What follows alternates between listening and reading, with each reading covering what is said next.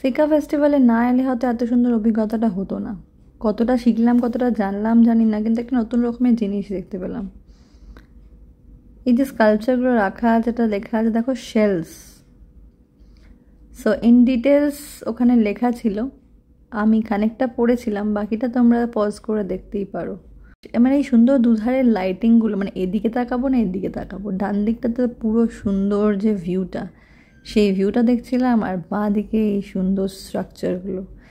এই যে বাড়িগুলো দেখতে পাচ্ছ, এগুলো প্রথম থেকেই ছিল, মানে পুরোনো দিনের ওল্ড দুবাইয়ের বাড়ি। তার মধ্যে এই পেন্টিংটা আমি দেখলাম নতুন, আগের দিন যে পেন্টিংটা দেখছিলাম সেটা ছিল অলরেডি।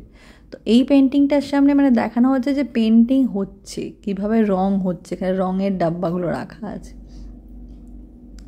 আর এই মহিলাটাকে দেখে তো আমি বুঝতে পারবে না, কিন্তু এখানে আগেকার দিনে এরকমভাবেই সাজতো। দেখা হচ্ছে নেক্সট ভিডিওতে, বাই।